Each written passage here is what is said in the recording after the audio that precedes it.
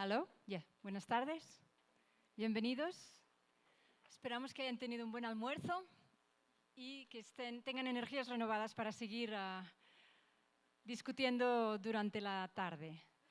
I'm going to switch to English to continue the moderation of this panel. So the panel has already been presented to you, and I know that we still are missing some people that are coming back from lunch, but we have already half an hour delay in the program and we don't want to delay it any further. So just a small recap. This morning we heard from action to vision, so sorry, the other way around, from vision to action, envisioning this global federation to reinforce diamond open access. Johan and Pierre explained their concept and proposals.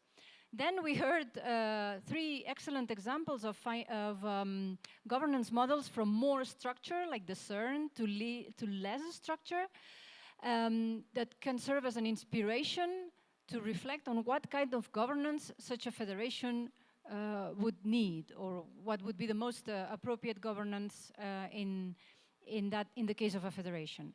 Now we are moving to the financial aspects. And here we have four excellent financial models of other infrastructures that we hope as well would be very inspiring for a global federation on diamond open access. After the four presentations, Dr. Anna Persic will take over the moderation of the dialogue, and you will be able to express your ideas, comments, and concerns on everything that you have heard so far. So without any further ado, let me give the word to Melissa. So Melissa, the floor is yours. Can you tell us in some 5 minutes? Thank you. Some financial ideas.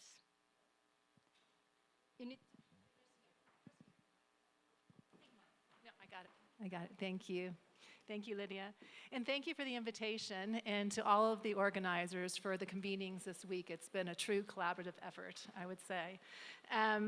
When the Budapest Open Access Initiative defined open access, we suggested that an old tradition and a new technology had converged to make possible an unprecedented public good. Yet 20 years later, while we have achieved making more than half of scholarly communications openly available to read, new barriers have been created for authors to publish through the commercialization of open access, and that was never our intention from the beginning. So when we look at this conference, I think it's so important because we need to refocus the movement on community-driven open access. So last year, in an effort to realign open access with the original aspirational goals of the movement, the BOAI offered new recommendations, which highlight that OA is not an end in itself, but a means to further ends. Above all, it's the means to equity, quality, sustainability of research. And the BOAI recommendations suggest supporting community-driven infrastructure and moving away from APCs and transformative agreements. Now, as we consider financing, we've heard earlier this week that Latin America has prioritized community over commercialization. And the main drivers towards OA in Latin America have been public universities and government institutions, with no outsourcing to commercial publishers. Strong, publicly funded, scholar-led infrastructure has supported journals in the region to improve quality and make the transition to OA without APCs. We also see wonderful examples of such projects in the EU, as well as in European countries at the national level, as we've heard earlier, in Croatia, in Finland, in France. And there's a new development of a national platform for Diamond OA journals in Ireland. So I believe that our challenge is, how can we replicate these models of financing for Diamond OA infrastructure at the global level? Are there certain regions which may be more aligned with supporting public goods where such models will thrive? And are these countries and regions open to also considering contributing to the support of global Diamond OA infrastructure? Could research libraries be a source of funding? And we'll hear more about that with some of the later speakers. And what advocacy would be needed to encourage such government funding? And I would say, to add to our challenge, I believe that we should include projects that support global Diamond OA publishing ecosystem as a whole. So such projects as DOAJ, OJS, CORE, Creative Commons, and others. However, I believe we really have an opportunity in that we are meeting in the region which pioneered Diamond OA and has over 2 decades of experience supporting it successfully. So if we take lessons learned from Latin America and discuss how the global community can collaborate to reduce duplication and support efforts to benefit from economies of scale. Then, as we consider global initiatives for strengthening Diamond OA infrastructure, we must ensure that equity is at the center of the development process by including all regions in the design and management and implementation of global activities, as we heard earlier before lunch is the plan for such initiatives. So thank you. Thank you.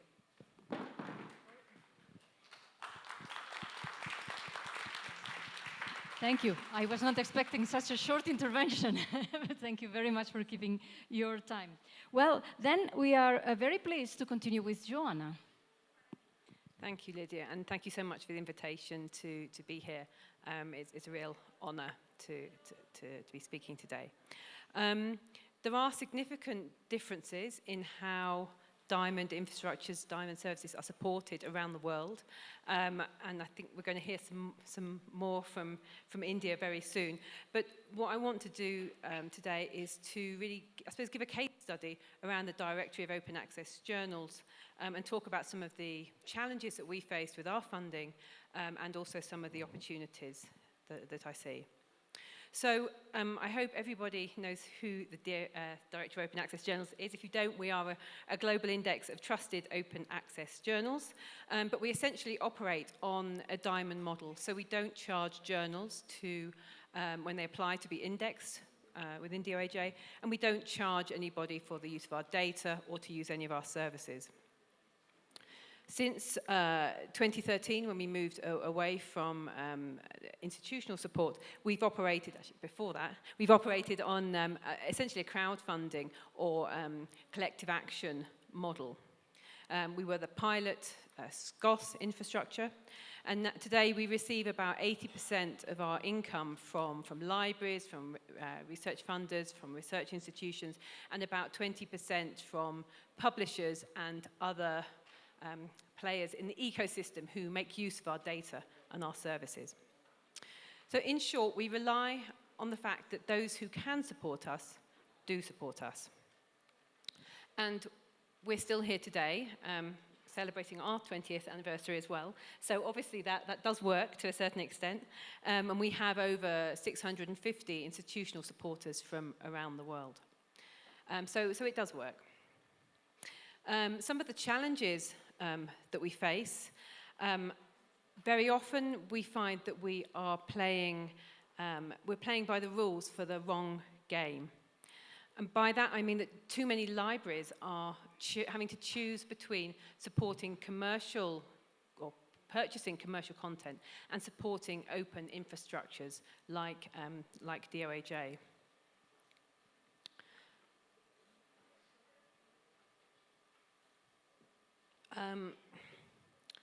Those two things obviously aren't the same thing. Investing in open infrastructure is not the same as purchasing content. But not all libraries have perhaps a strategic vision or the ability to be able to invest in our services. And I'm sure I'll get some kickback on that later from Giannis. When we go to make the case to research funders to support us, quite often we find that our global perspective hampers us. So we're not a national infrastructure. Many research funders will research infrastructures that are related to that country, but not international infrastructures. We also find that funding tends to be project-based. So funders might be willing to support a project or initiative which uses DOAJ metadata, but they won't support DOAJ's core operations as one of the building blocks of the scholarly communications ecosystem. I know from speaking to other infrastructures that significant amounts of resource are duplicated, essentially, in reaching out to potential funding sources, whether that's institutions, research funders, libraries. There must be a better way to do this, and we've come some of the way with SCOS, but there must be a better way to do this, which means that we can spend more time and money focusing on our core mission. So like all infrastructures, DOAJ reflects the ambitions of our community. If we're to develop the technical and human capacity to enhance the service, to make sure that we are diverse and inclusive, to build in the technical capacity so that we can interoperate with regional indexes efficiently, this will require more investment. We've just taken some smaller steps towards that ourselves by revising and relaunching our supporter models for libraries and publishers. But time will tell in terms of how well they go down with the community. In terms of some of the opportunities, as Lautaro Matas pointed out, I think the day before yesterday now, we do have the money. The money is there. We just need to make sure that we give it to the right stakeholders. And I think there are different ways that we can do that. One of those ways, and to give a very practical example, going back to the libraries, is to make sure that decisions are taken in the right places. Quite often in libraries, decisions about these supporting infrastructures are taken by collections librarians, and that needs to be pushed up to library directors, or perhaps even as far up as university rectors, to make sure that globally important infrastructures are sustainably funded. We've also talked over the past few days about shared values, how diamond services and infrastructures are embedded in our communities, how we're trusted and trustworthy, and how we're collaborators, not competitors. We are in this room a really supportive network of like-minded organizations with a shared vision and complementary goals. The opportunity is there for us to exploit that and find a shared solution to gather and redistribute funds to support global infrastructures like DOAJ. Thank you. Thank you very much indeed, Joanna. We will now go online. We are now welcoming Remya Haridasan from India. So I hope that the technology is here to help us to welcome Remya. Yeah. Hello, everyone. Hello. Hi, am I audible? Hi. Hi. I'll just a short presentation to make, so I'll just share the screen here. Yes. Yeah, 1 minute.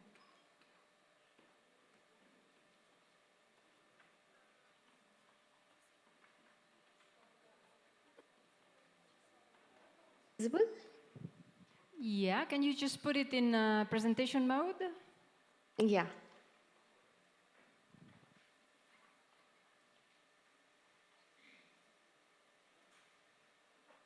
Yeah. Can you see it now? Yes, great. Thank you. Yeah, that. So, very good afternoon to all Mexico, and it is a privilege for me to be part of this global. And I would like this opportunity to thank users for having me here. So today, briefly touching upon a specific aspect of I'm an open access publisher in India. There are 800 journals which are released by the government through its university mission. And most of these are diamond open access. Yes, however, there are two which follow the subscription as well as the hybrid model of publishing. So, government took a sub of the Indian journals to be published by the science academies and the medical, natural, and the scientific research councils. So we have INSA, NASI, the science academies, followed by the medical, agricultural, and research councils. So the journals published by these agencies, NASI, which is as a journal, the rest are all diamond open space. As we had heard from Dr. Idhar Gautam about journals which are published of agricultural research and with REDILAC. So model is all followed. So the aspect which I highlight is what we understood survey, which was about publishing of these Indian journals. Many of these journals published by commercials like Elsevier, Springer Nature, and the time that most of these co-publishing were signed, which is way 2010, almost none of the Indian journals were having journals at good impact factor, wide circulation. So the felt that the return investment to publishing was not, circulation was very limited, the reader, the downloads, impact factors as good as none. So in a way, the academies were pushed in exploring this new way of publishing with commercial publishing with the purpose for achieving good circulation, worldwide distribution of journals, and help in good online process for the manuscripts. Way back in 2000 and all, there were no individuals who could provide the online tools as well. This is how transition into this co-publishing. And these publishers partnering were based on, of course, will reach the impactors that they have, the online processing tools, but also based on the willingness to the academy in the publishing process. So all the science content, the editorial done by the academy, including the policies, reviewing acceptance decision, evaluation of manuscript, final acceptance, and commercial publishing take care of the online and the distribution across. The prices are taken jointly by the academy as the publisher, and revenue from the global, not India, they are with the academy as royalty. So it doesn't pay anything to the and yet earn in terms of royalty. So this symbiotic relationship where they benefit the strengths. The predominant publishing time and open access, the content is freely on the academy's website, also no charge to the authors. Online versions are, one is the free, which is available on the academy web. The paid version on the website, value-added features. One important aspect is the academy or the institute have full copyright ownership of the content. So this of publishing has been adopted very prominent in India, which have high impact factor, because of the fact that they will increase in the number of over the year downloads and the impact factor. It is true that at the time these collaborations started, terms were not even available, and the support is very limited. And in fact, special issue of remote sensing was the world's most journal in 2019, and after this arrangement with one of these commercial publishers. So this was an understanding. The government talked about what major publishers are doing, major Indian journals are doing in the country, and this fits overall vision for open transformation.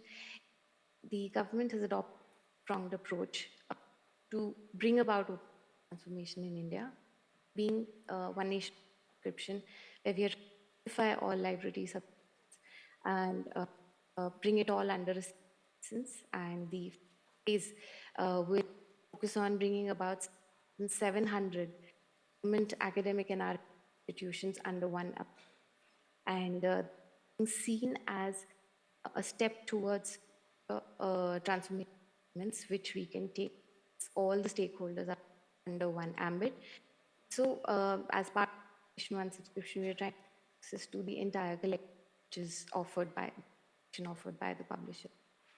Now, step needs to be adopted by other parents to increase the visibility and access of research, and this is where the government took a stand on moving the ecosystem in the and what the challenges are and promote them, and strengthening and reviving our trees.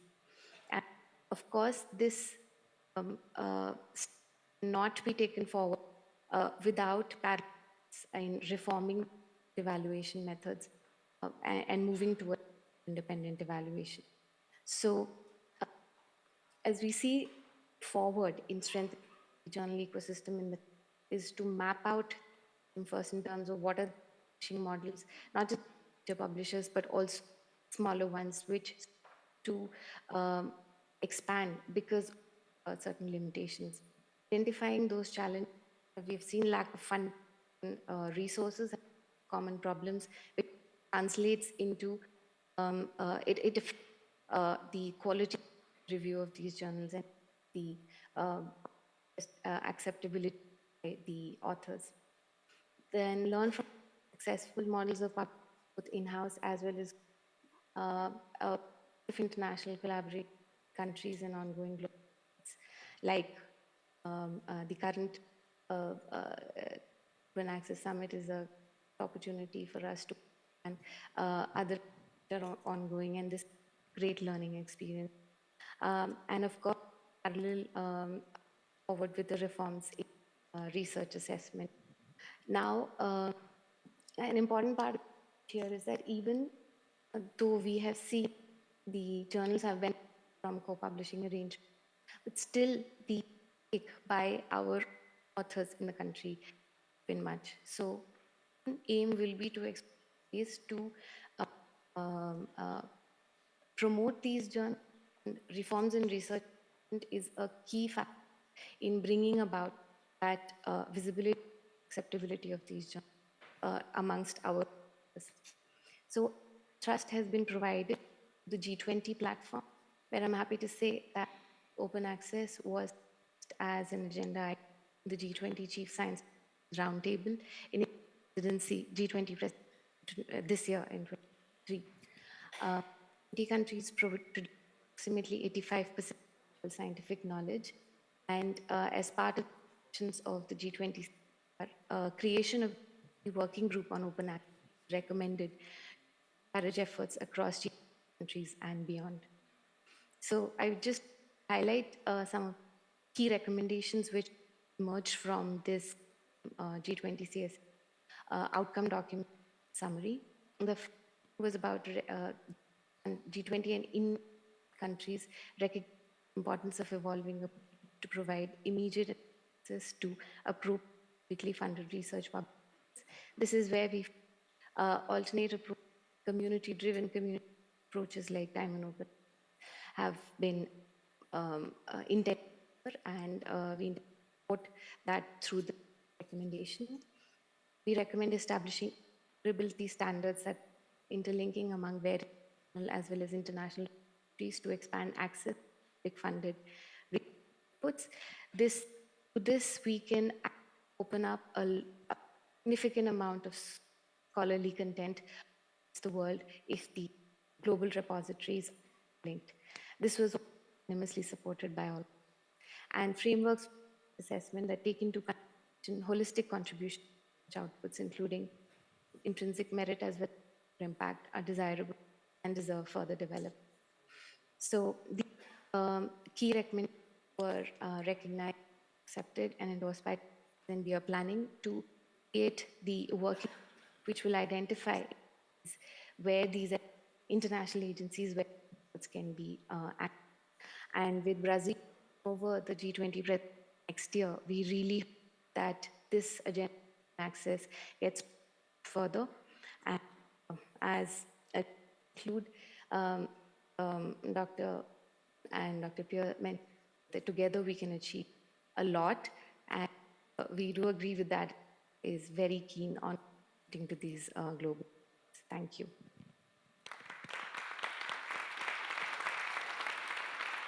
Thank you very much, Remya. Thank you very much. I hope you can stay connected online. But before we open the discussion, let's hear Giannis. Thank you. Thank you very much for the invitation. It's a pleasure to be here on this panel, but also here in Toluca, Mexico. I would like just to say that 20 years is a great achievement. It's not just a good sign of sustainability.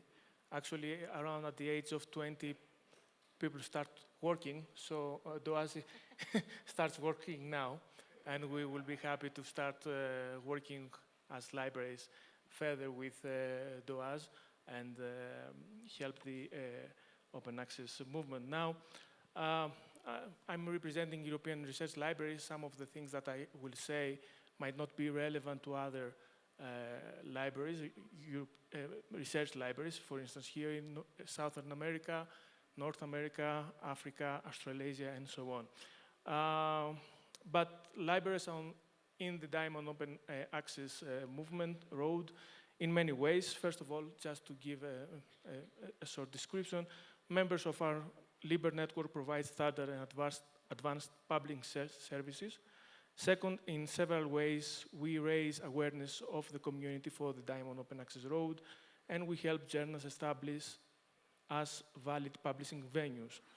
Quite often, we provide support on publication ethics, something that as scholars, they are not fully aware, or increase the visibility of their journals. This doesn't mean that it's necessary financial contributions, but it's certainly resource contribution, time, energy, and so on. This is the work of our staff, and this capital, this energy capital can be exploited in any further global infrastructure. But let's go to very, very practical things. Next to what we provide, like green open access repositories, all these publishing services, and we want to do it again with some cost, because we provide permanent identifiers, we provide preservation services, and so on. We are trying to fund infrastructures, mainly the late few years through SCOS, and we are a member of the governing board of SCOS, so we are happy to see our members of our network gradually growing and opting for supporting infrastructures. We asked them to engage with SCOS calls, and in a short internal report in February last year, we saw that approximately 55% of the European contributing libraries were LIBER members, and this number grows even more.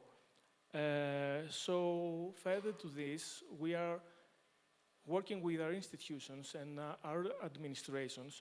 We have open science policies into place, and we are trying to translate these policies into practice.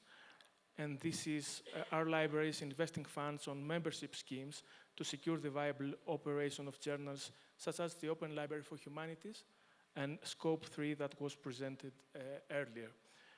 We should understand that libraries do not operate in a vacuum, that we have to follow policies, we have to follow the aims of our institutions, our strategic plans. So for us, it's very, very critical, and I think that it has been expressed, to have some strong political support in any future change. This means that we will continue working with the European University Association, Science Europe. We're very, very glad, and I think we share all the same sentiments when we see the Council of Europe having such strong statements in favor to open access, and this sparks our enthusiasm further. And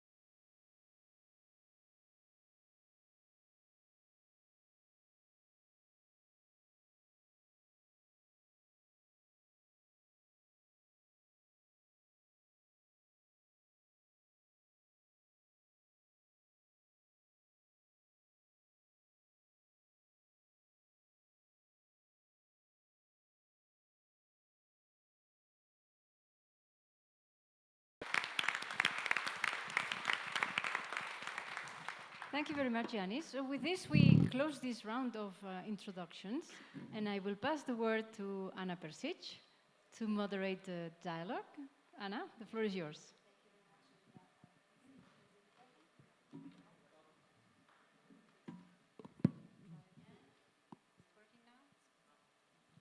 This one? Oh, yeah. This one works. So thank you very much, Lidia, for giving me the floor, and also for now allowing for some 40 minutes discussion with all of you. I think it is very important now that we have heard some of the initial talks and we have heard some of the initial ideas and proposals to kind of collectively think about what could this roadmap look like and what would a diamond scholarly communication infrastructure look like, knowing that, of course, there are already infrastructures that have been in place for a long time, that are working well and that have a very vibrant community. So how do we build on that and how do we expand on that to have a truly global diamond scholarly communication around the world? Just one thing, and I will here abuse a little bit of my role as a moderator. In this discussion, what would be interesting also from my perspective as working for UNESCO and looking into the implementation of the 2021 UNESCO recommendation on open science, is to also say that, of course, open access is very critical for open science. It probably is one of the cornerstones of open science. But it's not the only element of open science.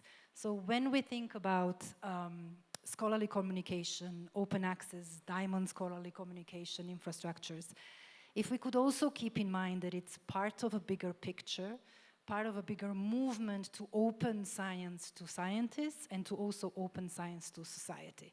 So besides publications, we have open science, open data, we have open educational resources, source software, open hardware, but we also have this openness towards society, openness towards other knowledge holders, like indigenous knowledge holders, or community actors, citizen science and voluntary science. So I think the discussion around open access, diamond open access, equitable access to knowledge also needs to take into account these different other components of openness in an open science context. So I will stop there and I will leave the floor now to the audience to ask questions to our speakers. They're all still here. Provide comments, ideas, and then I will give it back to Lidia to summarize in the end of the discussion. So the floor is yours.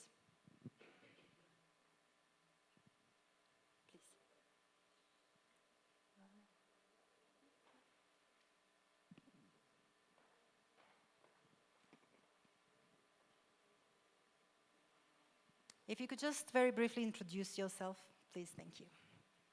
Claudio Amezcua from the National Autonomous University of Mexico. I'm working as an editor. Y hago mi pregunta en español. Se está hablando ya de una confederación de acceso abierto diamante. Una de las características que se mencionan mucho en el modelo latinoamericano es que la publicación está en manos de la academia es una de las características importantes. Y entonces la pregunta es, ¿se está generando todo este movimiento? Acabamos de ver la presentación de Francia y mi pregunta es, ¿qué riesgo se corre de que en un futuro, en unos 20 años más otra vez, todas esas iniciativas que están en manos de la academia vuelvan en algún momento a caer en manos de las empresas comerciales? Thank you very much for the question. I'm keeping the questions here, and we'll take another few comments and questions, and then we'll try to respond to them together.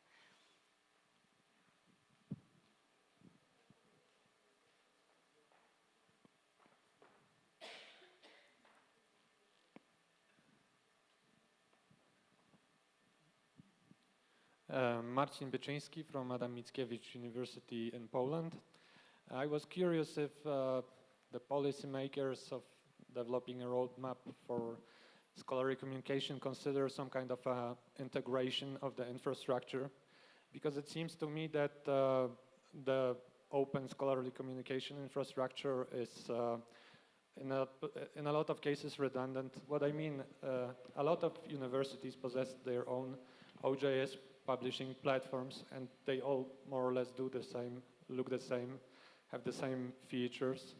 The same regarding like repositories. There's a lot of them and they lack integration. So when I look for research papers or research materials, I need to search in a lot of sources which might not look the same, might not function the same, I mean the repositories. And I was considering if maybe there is an idea or a plan to integrate this, because it seems to me that there could be like one national OJS publishing platform for open access journals that are Diamond Open Access, and it would serve better as such a dislocated in a lot of places publishing platforms. What I mean, because there is like a limited amount of funds, like there is the cake, and if we invite too many people to this one cake, no one will be full, like everyone will be hungry, although everyone eats, right? So is there any idea for transition towards integration of the infrastructure? Great, thank you. Thank you very much on this question on integration, interoperability, federation. Any other questions, comments, ideas? Yes, please. There is one here in the middle.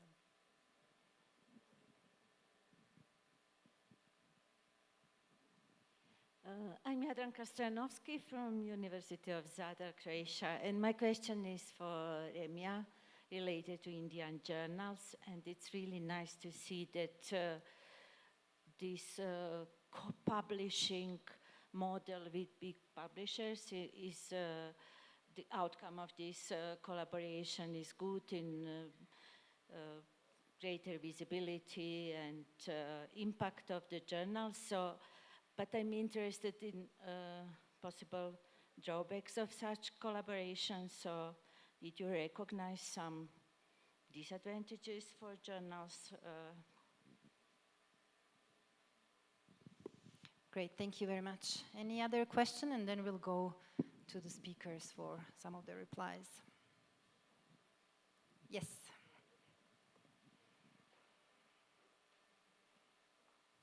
Yes, Hilary.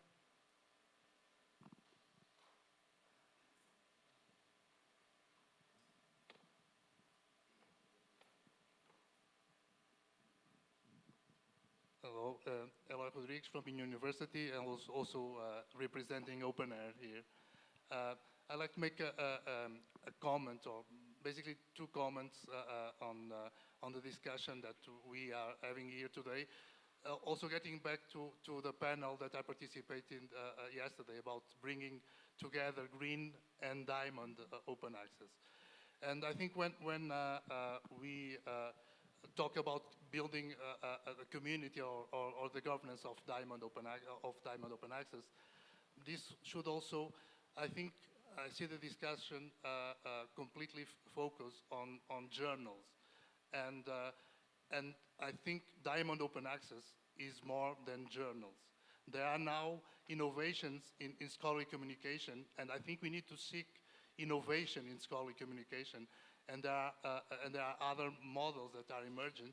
And there is also, I think, the need and the importance of connecting these two communities, because for me, repositories and green open access is really also part of Diamond Open Access. So no barrier to access, to publish or to access. So we have the same objectives. And from the part of open air, what I would like also to say, we have in our 5 strategic objectives that we have defined on our strategic plan for the next 3 years, I think there are lots of mapping with the discussions that we are having here around the need of having sustainable infrastructures that are interoperable, but also about innovation on scholarly communication. And I think this piece of innovation is something, and connecting green and gold is something that I think, at least for me, I think it's still missing. Great, thank you very much for that comment, Eloy, about innovations. Yes, Lidia, There is I a think question, we have a question from Zoom, yeah. from an online participant. It says, thank you all. Are North American library organizations involved in Diamond Open Access? Okay. About the North American libraries, I see somebody nodding. Maybe I will come back to you for that reply. Any other question at this point? One more, and then we will go back to all of our speakers for some replies.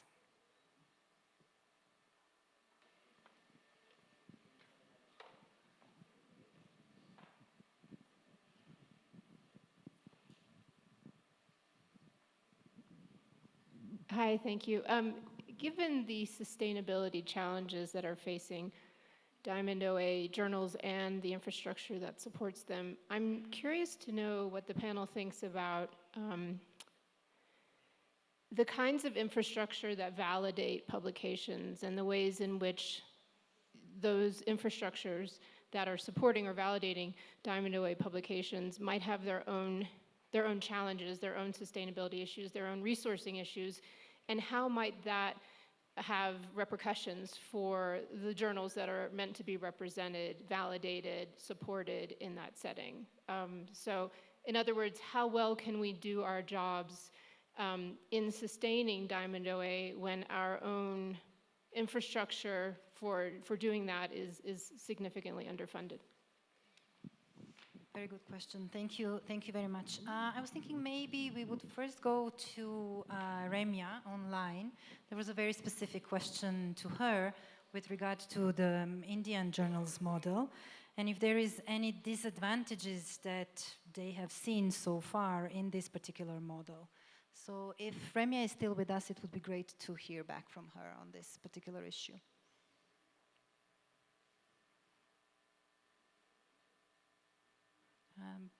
I hope she is still connected online.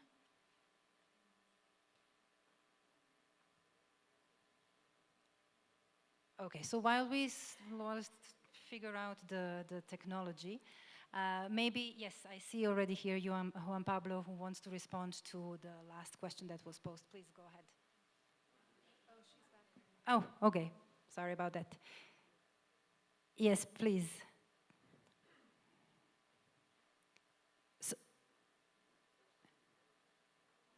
We can't hear you. Maybe you're just muted. Yes, we can hear you myself. Yeah, thank you.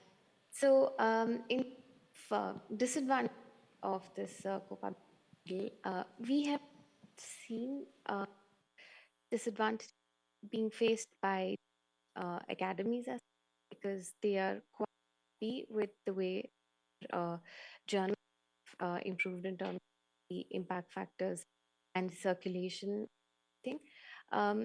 It's the we see is from the point of house capacity building.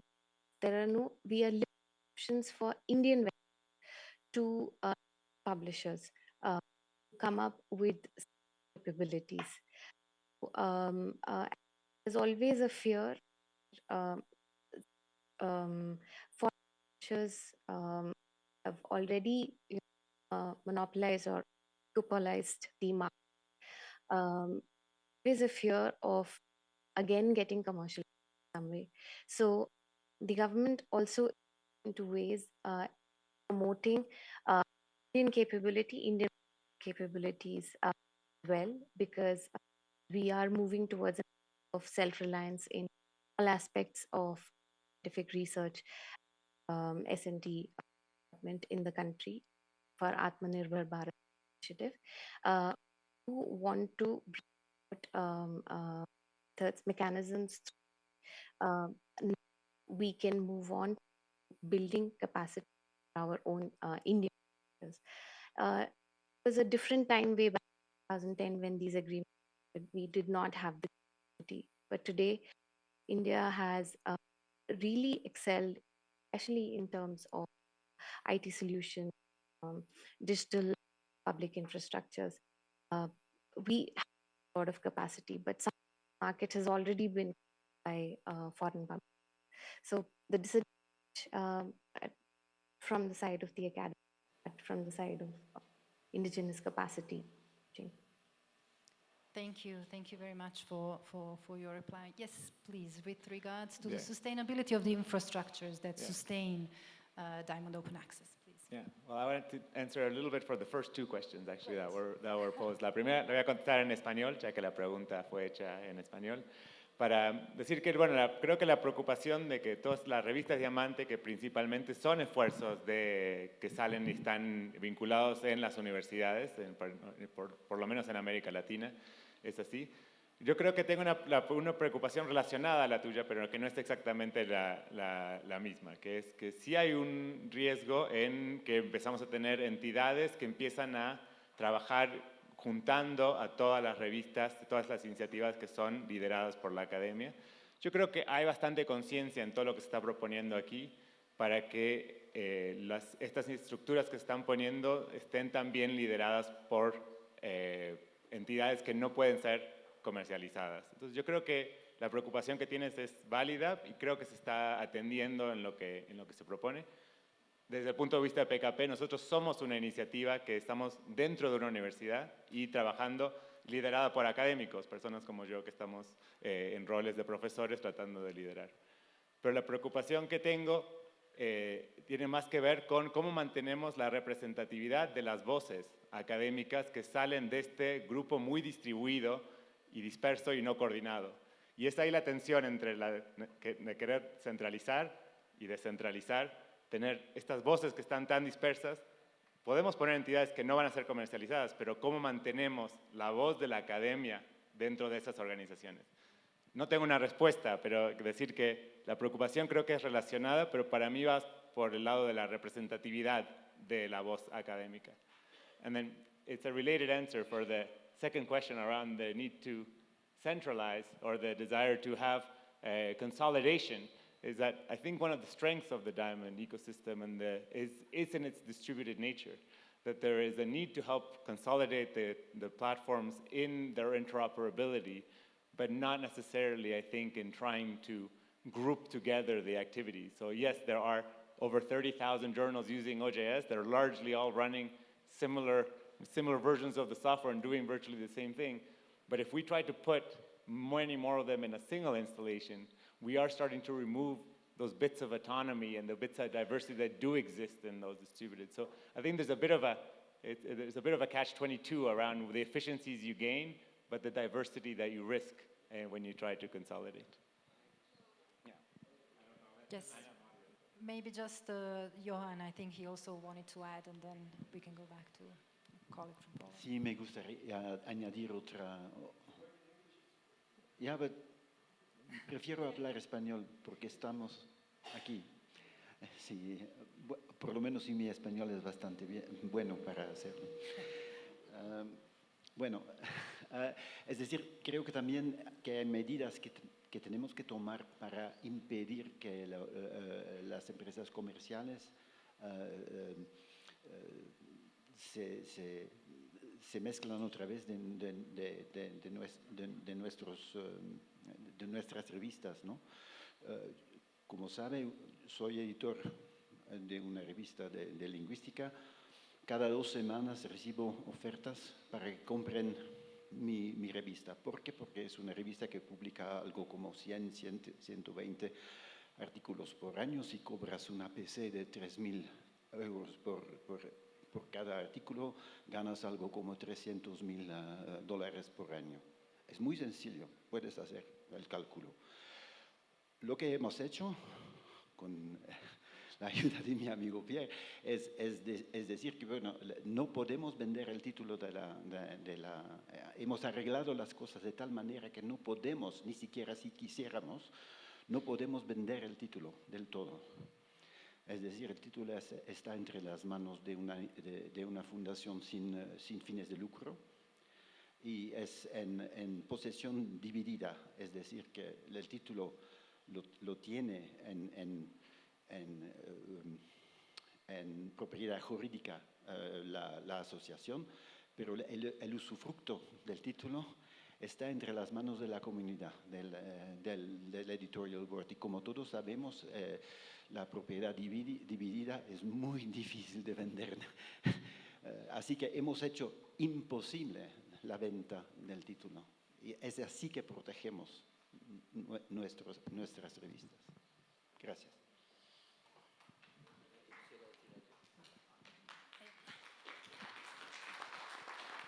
Great. Maybe just another. Yeah, I just wanted to respond to that point about infrastructures, journals being bought up by commercial companies as well, because I think that goes back to governance and the legal entity, if you're not part of an academic institution, of course, the legal entity that you have chosen as an infrastructure. For DOAJ, we're currently a UK community interest company, which means we can't be bought or sold. And I know there are colleagues in the room here today from other infrastructures that have the Dutch stichting model. Again, can't be bought and sold. And it is important about making sure there's a division between that commercial interest and control in what you're doing. The other thing I want to say is that there's a number of open infrastructures that are now signing up to the principles of open scholarly infrastructure, which is a very public commitment to the work that we're doing in terms of making sure that we stay open, making sure that our governance is in order, and making sure that we are sustainable. Thank you very much. Yes, sir, you wanted to reply very quickly. I just wanted to give a brief example of what I was thinking about. Where are we? We are at Red Alec, right? And it's like an example of what I've been thinking about.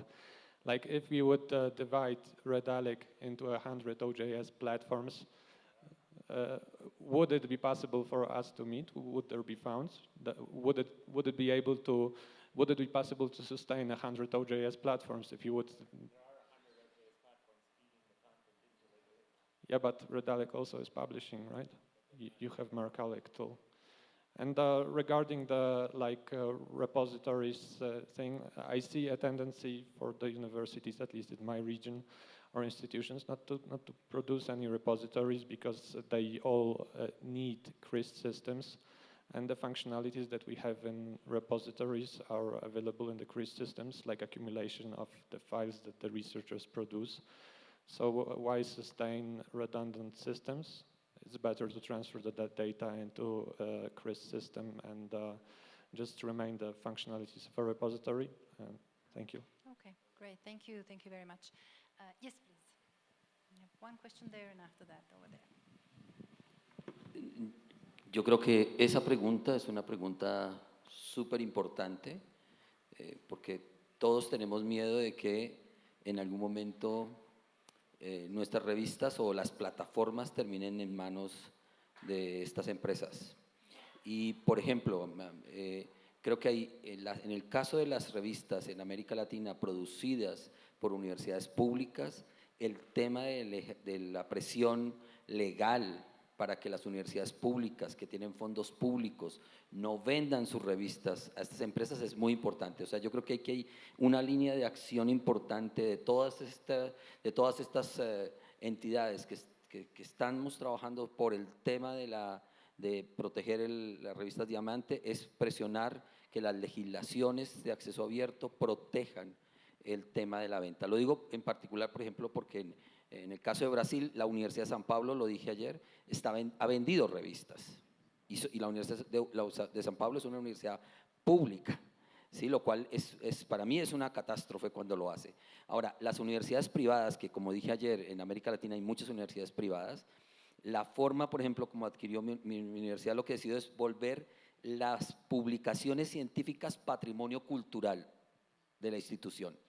Esa figura de patrimonio cultural hace que no se puedan comercializar. ¿Sí? Tú no puedes vender el patrimonio cultural porque es un patrimonio que tiene una connotación jurídica distinta, que no se puede vender. Creo que sí hay que pensar fórmulas para evitar que este tema pase, porque hay mucha diversidad, como decía Juan ahora, hay mucha diversidad y pluralidad en el mundo sobre esto. Entonces, uno no sabe si en la India eso pueda llegar a ser efectivo, en América Latina de pronto no, o en otros lugares de otra manera. Entonces sí creo que es una pregunta pertinente y sí creo que hay que diseñar estrategias para prevenir esos ejercicios de intentos de compra, porque evidentemente todos sabemos que estas 6 grandes empresas tienen muchísimo dinero y que no van a quedarse tranquilas viendo cómo este movimiento va a amenazar las ganancias de empresas tan fuertes, ¿no? O sea, no podemos ser ingenuos y creer que todo ese dinero se va a perder, nada. Great. Thank you very much. Okay, I have one over here, then another one here, and then another one here. Oh, sorry. Yes, so let's start here, and then we're going to go up there. It's true, I didn't see them. Yeah. Thank you very much. I just want to support Gian Pablo's comment, and that is, as soon as you get into a prescription process, you are getting into trouble. And I think this is where I personally have a problem with the comment about international quality. Who determines this quality? So you're going to have this kind of prescription. And when we start talking about inclusivity, equity, and those concepts, you must allow people then to grow the way they want to grow. Prescription is not the way forward. Thank you. Thank you very much. Up there, please.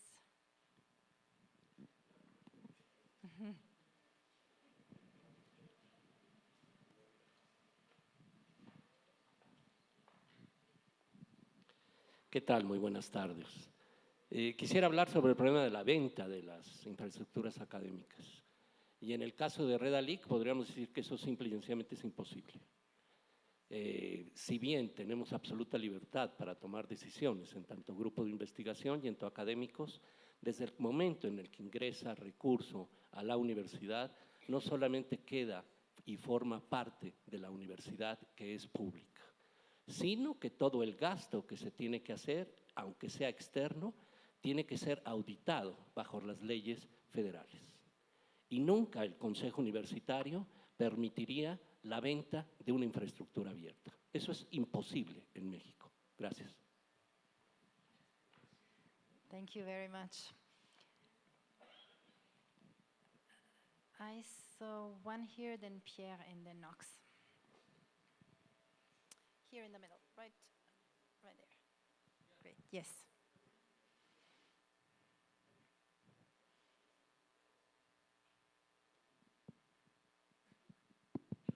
Yeah, selling, I just wanted to give one example.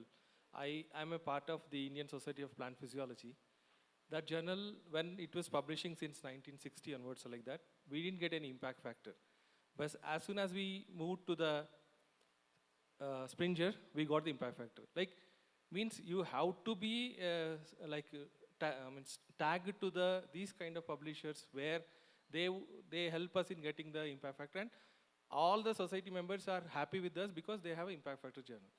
So I don't know, like he was saying that it should be any law, it should be there not to sell it, but we are mad about impact factors, so we are selling. So that's what, like, I don't know, Remya may disagree with me, but co-publishing is for that purpose only. She has also mentioned that it has impact factor. So again, I don't know how we should look at these things. Thank you. Thank you very much. Maybe a reply there. Knox first and then Pierre. I'm sorry about that. I guess the comments about selling comes back to the principle that we've been talking about for the last 2 days, raised by Eduardo and Ariana. We really need to think about the differences between commercial diamond OA and non-commercial diamond OA. We really need to make a line, or maybe profit diamond OA. I don't know. This has been a very deep discussion for the last 2 days, and this is where then the principle of setting up the journal then will come into play. Thank you very much, Knox. Pierre, please.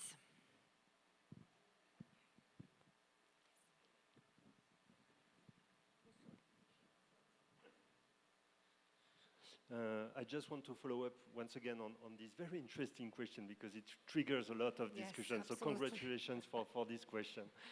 I think this question is really interesting because it shows very concretely where is the need, for example, on a specific topic.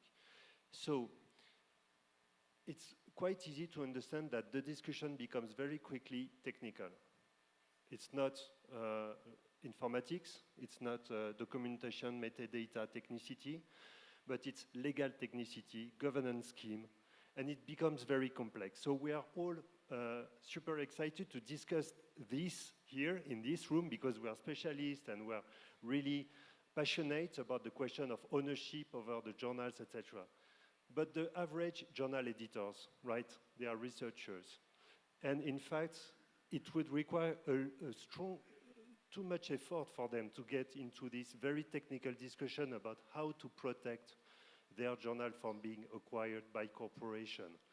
And what it entails in terms of governing scheme, in terms of legal protection, relationship to their legislation, etc., etc. And if they need help, and they want to find some help on that, for example, because they are concerned as you, if they go to the legal department of their university, I bet that they don't have a lot of help, because the legal person or the legal staff inside the universities, they are not specialized on that. They are specialized on something else.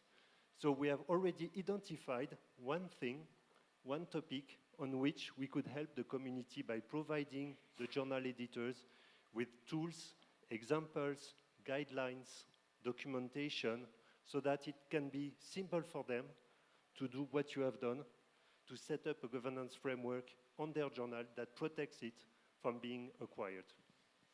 Thank you very much, Dan. Great, thanks. Vanessa? Yes. I know we have 2 more questions online as well. Yeah. So I'd like to come back to, why are we asking ourselves this question? Why are we worried about, do we need to sell ourselves to the devil or to the commercial publishers? It's because we cannot survive or thrive on the funds that we have right now. So how do we make ourselves more resilient now? If we are now trying to organize ourselves as a diamond community, how do we support the open infrastructures? How do we make them work more efficiently together? How do we connect as journal editors and journals and share services, etc.?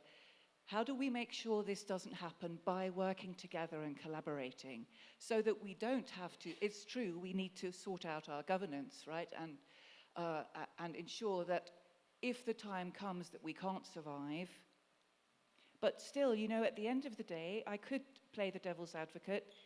If you don't have the money to survive and you can't be sold, what is the result? Does that mean you have to close down? Is that what you want? So we also need to think about what will happen then. We need to think about these risks and how do we prevent those risks as a community going forward? How can we support each other? And I think there are some really good initiatives and we are thinking creatively now. And we need, as research funders, as libraries, publishers, and many others, and governments, to work together to make sure that this ecosystem that we need to build will really thrive in the future. But there's a lot of work to do, and we all need to club together and make those efforts. Thanks.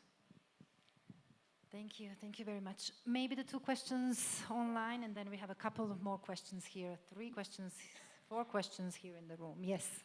Yes, online there is a question to Joanna.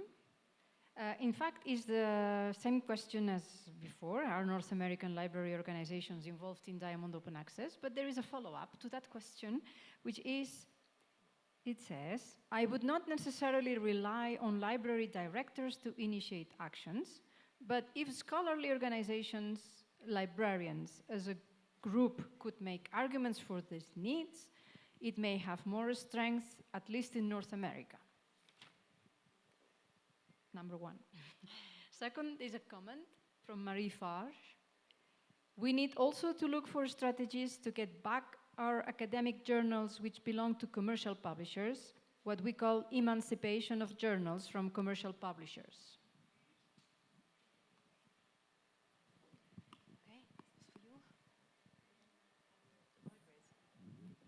I think Giannis might be better placed to answer some of the questions around libraries. So the first one was around are North American libraries well placed to support Diamond Open Access? I would say so, and I would probably invite some others in the room to comment. We do have strong support from a number of US libraries, and there are some particularly kind of visionary consortia in the US, and I know there are representatives from at least 2 of them here today. So yes, I think the US is in a really strong position to support, and they do step up. And in terms of the library question, I think that one's more for you. Okay, yes. Well, I cannot speak for all library directors. Definitely not for the Northern American ones.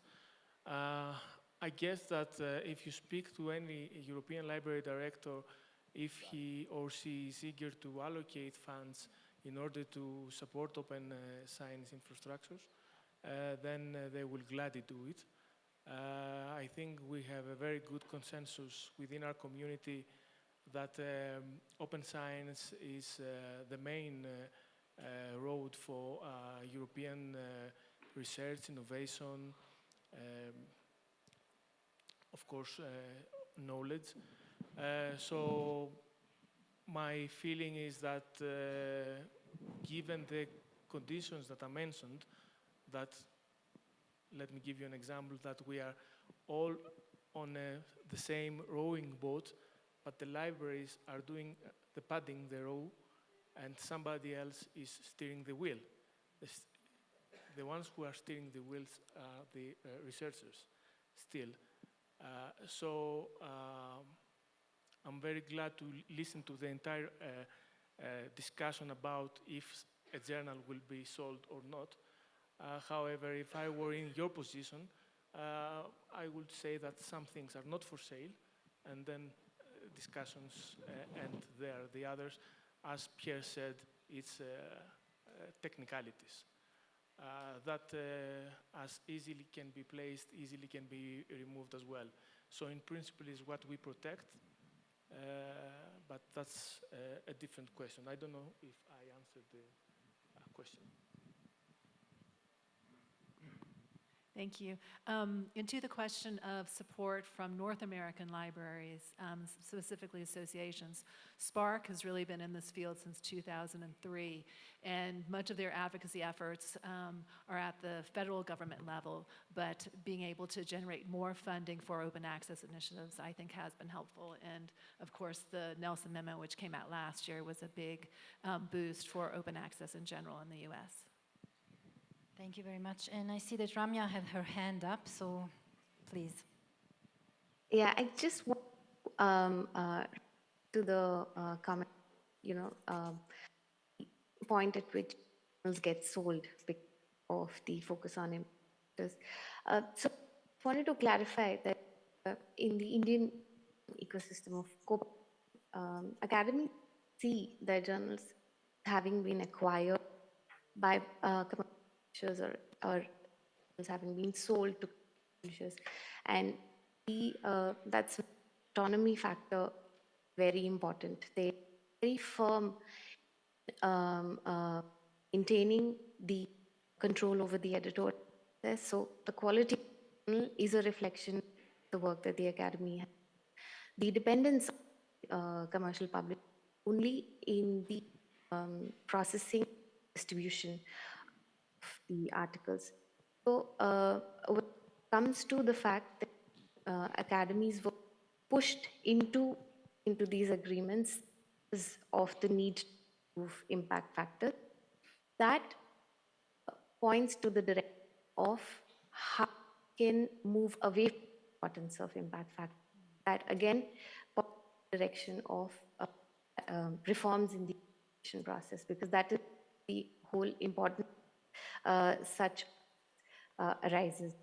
And that's why I wanted to that evaluation is a very in promote alternate public. Thank you.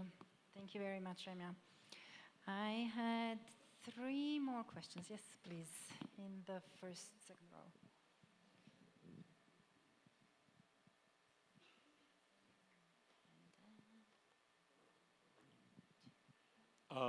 I'll speak English this time. I just wanted to respond to our Indian colleagues by paraphrasing something that happened in 2018. In that year, Springer tried to go into a stock exchange and issued an IPO. And when you issue an IPO, you have to warn the prospective investors that there are risks. That's the law. And in that IPO, I have the whole prospectus on my computer. It said something very interesting. There is a risk in our business if the impact factor should be displaced in importance in the academic world. Our journals, many of which have a high impact factor, would lose a lot of their value. Now, what I want to really underscore to my Indian colleagues and friends, and everybody else for that matter, is that when you rely on the impact factor, you're actually comforting a business plan of a private company. You're not helping the quality of the research in your country. You're intensifying the competition between your scientists, but that's not a way to improve the quality of the science in a country. And I think you are really making a mistake. So I just want to point this out. Last little remark, I fully and strongly support Pierre's approach for the legal problems and technicalities of that kind. Yes, indeed. I was talking today with some colleagues from Indonesia. They never heard that a title from a journal could be sold. Great. Thank you. Thank you. Thank you very much. Please. There's one on the very back. There is one here. There is Banu. There is one on the very back. Let's start here because you already have the mic. Me? Okay, yes, great. please go ahead, Kathy. Yeah, I'd like to respond to the question online about North American libraries. Yes, please. I'm actually based in Canada, and the Canadian Association of Research Libraries and CRKN, actually Canada is in North America too, by the way.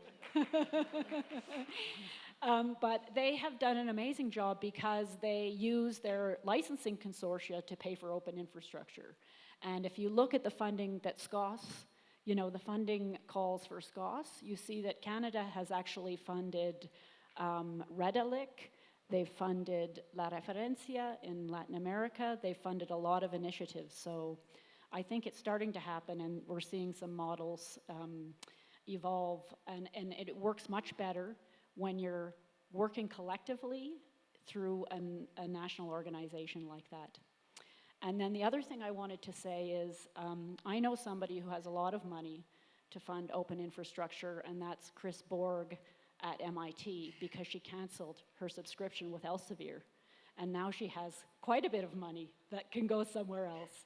And I think the problem is, how does she decide what to fund when there are 17,000, 20,000 individual journals spread across the world? You can't you can't direct small amounts of funding to many, many little journals. So creating a more cohesive community, where that can accept that money and take that money and use it to support a community of journals, I think would be very helpful. Great, thank you very much. The question all the way up there in the back.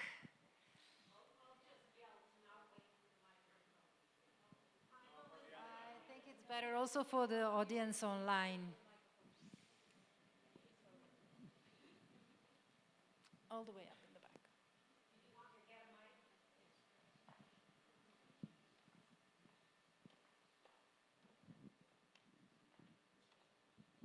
Thank you. I'm Elizabeth Marincliffe from the Science for Africa Foundation.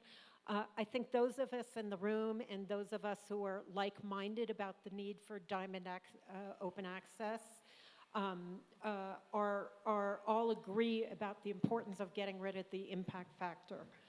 The problem is that for at least our constituency, our young researchers, and I think it's true largely around the world, they, of course, feel reliant on impact factor to establish their careers and to advance their careers, establish their bona fides. And when they come to me and say, okay, if not the impact factor, what? The answer is always weak, something about altmetrics and social impacts and that kind of thing. But they want something concrete to support the impact, the demonstration of impact of their work. And I've heard reference in this discussion to impact factors, but very little of positive conversation about what can replace the impact factor, something that's something or some things that's less damaging and counterintuitive than the impact factor. Thank you. Absolutely, thank you very much for that. Indeed, there are so many different initiatives right now looking into alternatives for research evaluation, and we are all looking forward to the results of those discussions. Let me see a couple of more hands here. Great. Yes. Sorry, yes, one is here and one is here. Oh, and Banu over there. Okay, and another one. And one for me online? Okay. Hi, I want to keep on with the discussions that we are having, just to add some information about the national landscape in Spain regarding the rights for selling the journals to a commercial service provider. There is a wide variety in our landscape because not all of the IEP, institutional publishing services, have the same policy. It depends strongly on the institution. And also, it depends on the relation that the journal has with the institutional publishing services, because thanks to the technology and the democratization of the access to OJS provided by PKP, we can have a journal and we are not accountable with our institution. So the relation of the journals with the institution is different, and the policy at the institutional level is also different. And I do believe that we should think about that more carefully if we want to protect our institutional publishing services. And one reflection that I would like to share with you is that we've been speaking about knowledge as a public good. We have been speaking about infrastructures as a public good as well, more or less. But the reflection that I wanted to bring here is that the concept of quality has to be a public good as well. Because so far, we've been buying the concept of quality to commercial service providers. And it's a secret recipe that brings power to communities, that our communities are research communities. Let's do not forget that. Not only diamond journals are sustained by research communities, but also commercial journals are sustained by research communities. And that means power. And that means money. And that means access to specific privileges. So if we turn the concept of quality into a public good, that will be a battle that we have been won all together. Thanks. Thank you very much. Thank you.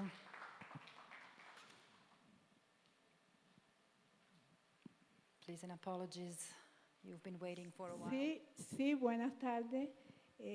Mucho gusto, Herminia Díaz Terry de Cuba, y solamente lo que quiero añadir es que todos, no sé si todos o parte del auditorio sabe que Cuba tiene problemas que es un país que está con muchos problemas, pero sin embargo el Estado cubano se ayuda mucho a que todas las publicaciones y todas las cosas salgan, ayuda mucho a la ciencia y todo sea gratis. Por eso nosotros nos sentimos muy satisfechos del Estado cubano. Thank you very much for that.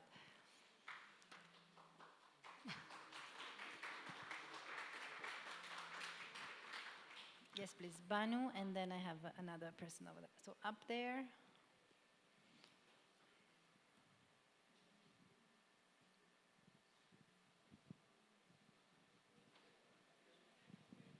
Thank you very much.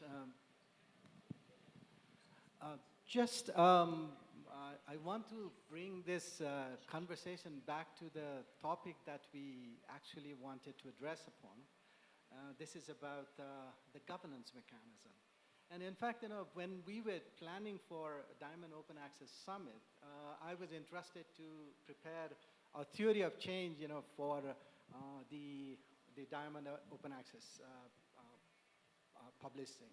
And in fact, one of the things, that we thought, it will be a good idea to come up with a mechanism to develop a transparent and inclusive governance structure that enables comprehensive stakeholder participation and representation. Somehow, we are essentially talking amongst, those people who are already kind of, proselytized, for open access and Diamond Open Access. What about the community that exists outside of this room, or those who are following online? The other thing is, everything that we are discussing right now will have to be fed to the open access or open science monitoring process, that is going almost in the parallel. So what will be the three things, that this panel will propose at the local level, at the regional level, and also at the global level that can be taken or co-opted by this open science monitoring thing that is going in parallel? Thank you so much. Thank you very much. One last question up there.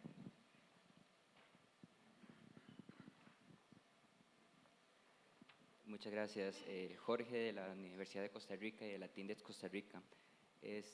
Yo quería hacer nada más un llamado de atención a que no perdamos el panorama completo de la ciencia abierta, y sé que muchos están preocupados por la comercialización de las revistas, pero también tenemos que pensar en otras infraestructuras que pueden ser sometidas a la comercialización, ¿cierto? Y que tal vez en este momento hay productos como lo son, no sé, los algoritmos, software libre o datos abiertos, que todavía no se están pensando mucho en cómo hacerlo, pero estoy seguro que muchas casas editoriales podrían meter la garra directamente en esos productos. ¿Y cómo aseguramos, puede ser como una de las preguntas, cómo aseguramos que esas infraestructuras sean lo suficientemente fuertes? Hablando un poco el tema de comunidades, que ya se ha mencionado varias veces, y que nuestras personas investigadoras prefieran las infraestructuras diamante, infraestructuras abiertas, en lugar de infraestructuras comerciales. ¿Cómo las metemos en las agendas o en la política o en las agendas de investigación de tal manera de que sean la opción preferida en lugar de opciones comerciales? Yo creo que las opciones comerciales siempre van a estar ahí y siempre van a querer meter la mano, pero creo que tenemos que pensar en cómo nosotros fortalecemos y los metemos en nuestras propias agendas institucionales o en las propias agendas de investigación de las comunidades. Y al final, que sea fácil para las personas investigadoras, porque es cierto, coincido con la compañera de que muchas veces la medida es el factor de impacto y qué cuartil es, y es la medida más fácil que se les puede ocurrir a las personas investigadoras tomarla. ¿Cómo hacemos medidas aún más fáciles que esas para que la comunidad se pueda empoderar de las infraestructuras abiertas? Great. Thank you very much. Thank you. Yeah, I just wanted to pick up on something that Kathleen said about Chris Borg and her many dollars saved, and actually how difficult it is then to redirect those funds, because that's a really important part of financial sustainability. And before we started, Giannis and I were talking about exactly this problem, that if I provide him, if he wants to support me alone and I provide him with an invoice for €500, the amount of cost involved on both sides basically outweighs any benefit to me or to him as the library. So I think and there are, of course, ways that we can try and effectivize this, and we do that by working with consortia.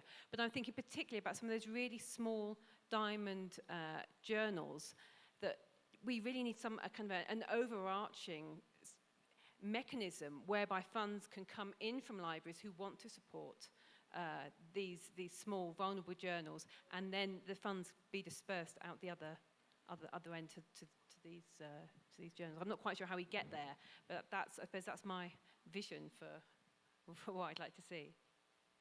Yes, I would like to second this, saying that we've seen through SCOS that the major contributions came from large consortia. They were quite effective. We are very grateful to France, to Switzerland, to Ireland, all the consortia there, because they supported generously all the infrastructures, and they did that consistently. In comparison to other cases, which of course they are not underestimated, but they create a lot of problems due to the numerous interactions that you have to do. And another thing is that most probably if we have good cases, then within our countries we should escalate this. For instance, my library was the very first one. I think it was the very same year that Open Library for Humanities started, that we had institutional subscription. And then we took it to the consortium, asking the consortium to take it for the whole country. So now we have a national, let's say, membership, not subscription, to Open Library for Humanities. So if we have good cases within our institutions, let's scale it up. If we have good cases of good journals within our institutions, let's make them visible. Because one thing that I hear the discussion for impact factor, and to me, you know, it's a little bit okay. I don't find the right word to be elegant also, but it's unnecessary. Okay. In Greece, we have a small language. We have a strong community of social sciences and humanities. They are not visible at all. They are not visible to the ministry. They are not even recorded within their CVs, let alone if their journals will have impact factor. And what kind of impact factor? We recently registered one of our journals in our Diamond Open Access platform, journals, in Scopus, and I'm a little bit frightened what it will happen when they get, you know, this, I don't know, side score, how they call it. I mean, for me, it will be like a treason. But for them, it's something important. But they still have a lot of way to reach this point, because we are talking about small languages, small communities. They are invisible at all. Okay, so the discussion about impact factor in our countries, it doesn't serve any purpose at the moment. Thank you very much. I think we are, I have to stop if I understood correctly. There still are some questions, I see. Yeah, and one online for you. One online, so we I think it's definitely can important, stop the one now online the for you. discussion. No, I'd be happy to take the question. Yes, thank you. The question is from Vincent Gaillard from the European University Association. And the question to you is, what role could UNESCO play in building this capacity hub? Well, there are certain things that UNESCO is already doing, and I think our colleague here, Banu, has been working with many of you here in building capacities and in promoting Diamond Open Access in different countries, in building capacities, also policy capacity in different countries, in different institutions. But I also think that what we do have now is this UNESCO recommendation on open science, which is actually a very, very powerful tool to move these discussions forward. Also because the member states will have to come back to us 2 years from now, report on the progress made. All of these issues are embedded in the recommendation, so they will have to tell us what they have done, and they will be held accountable also for that as well. So I think there is this tool that we have and that we are promoting as well that is there.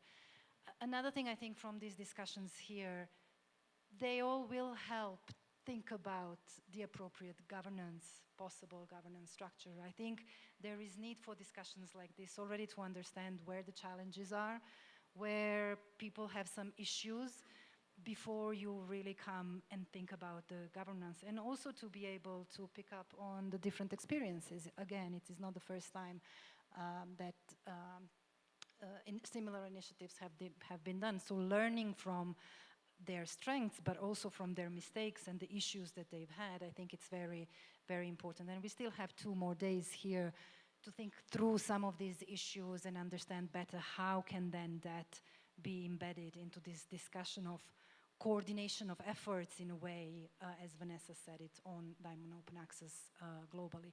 But I do think what was very interesting here, and again links to the UNESCO recommendation, is really this focus on science as a global public good. I think if we have this cultural shift towards looking at science as global public good, then all of these different pieces will come to place because they will make most sense, as our colleague from Spain was also saying. So I think this was an interesting discussion for me, certainly. We will take a lot of different points back to UNESCO, and Banu will continue to work with this particular community also to advance efforts on capacity building in particular. Yes.